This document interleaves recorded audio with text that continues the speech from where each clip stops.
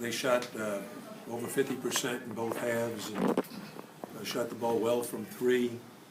And we had told our guys that this was going to be a game where we're going to have to play great defense. They're young players. They're freshmen. Are not playing like freshmen anymore. Chris Bolden, Robert Carter are playing very well. Daniel Miller's playing exceptionally well. And we felt like we were going to have to defend them really, really well. In the first half, even though we were up 11, I told the team at halftime, we got to defend these guys. They're already shooting over 50% from the field, which means they're going to play with a lot of confidence in the second half.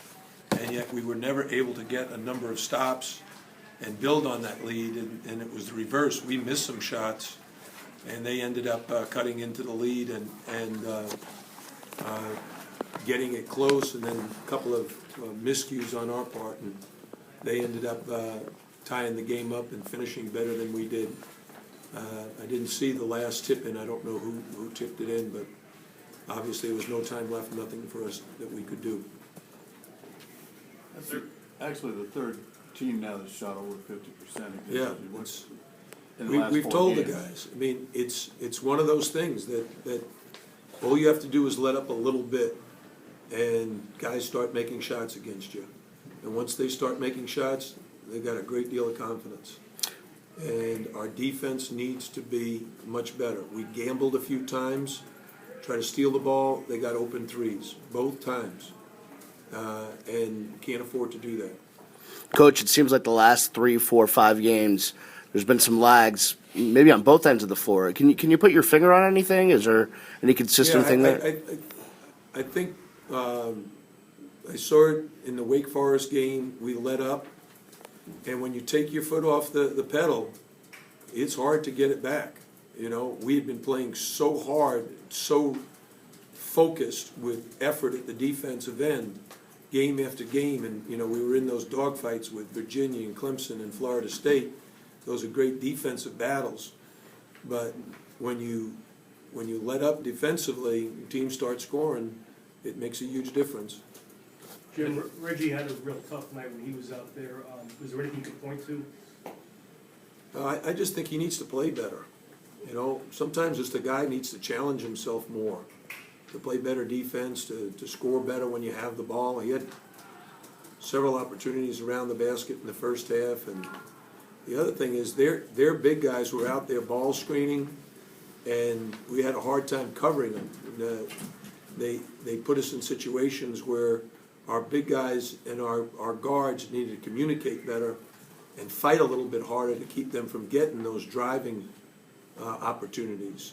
And they led to the last basket where they drove and missed, but they were all over the offensive board.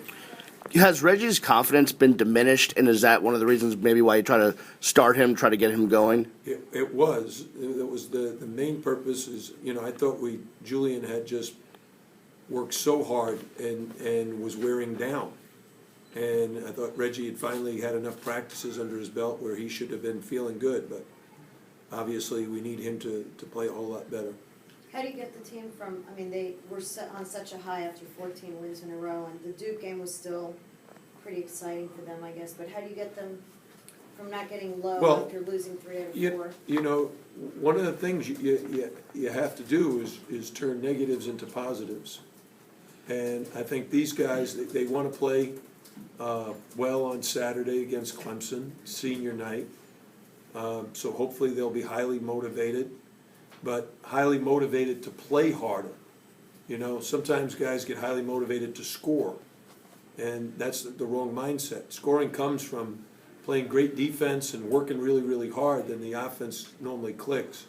You know, we started the game shooting the ball very well, but we weren't defending. We didn't stop them at all. And then eventually they started stopping us in the second half. I know you want your shooters to shoot, but are you happy with the shot selection? You know, especially from long range? Well, we ended up 1 for 10 from 3. No, we're a much better, and that was in the second half. I think it was 6 for 18 or something like that. 6 for 18 overall. But 1 for 10 in the second half is not a good outing in either half, and we needed to make a couple of those. Was there a discussion in the final offensive huddle to go 2-for-1, or did that? Yeah, it was mentioned.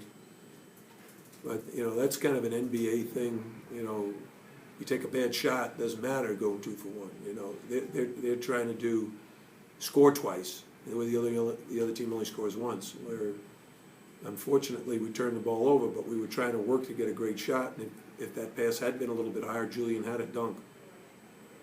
What did you tell them after the game? I told him we gotta do what we always do, put this game behind us and get ready for Saturday. We still have a chance to be the outright champions. Jim, is the team fatigued at all? We know legs is such an important part of this game. The Yeah. season is long, and you're playing 8 guys, like tonight they played 11 guys. Are your guys maybe a little bit physically or mentally fatigued? Yeah, probably a little. Shane Larkin and Durant Scott, you see they played 38 minutes each. Our starters, play a lot of minutes.